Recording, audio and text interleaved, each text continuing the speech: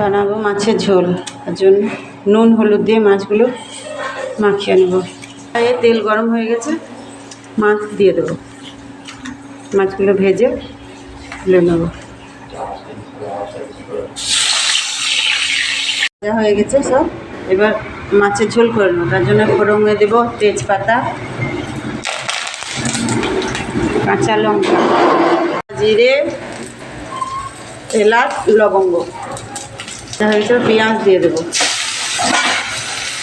রসুন বাটা দিয়ে দেবো, আদা, জিরে, লঙ্কা, কাশ্মীরি লঙ্কার গুঁড়ো,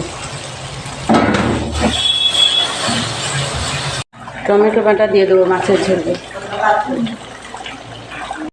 মাছের ঝোলে লবণ দিয়ে দেবো, মাছের ঝোলে চিনি দিয়ে দেবো। মাছের ঝোলে মশলা কষা হয়ে গেছে, এবার জল দিয়ে দেবো। ফুটে গেছে মাছে, এবার মাছগুলো দিয়ে দেবো।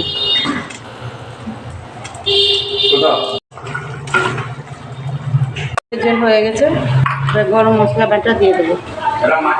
হয়ে গেছে, এবার নামিয়ে নেব।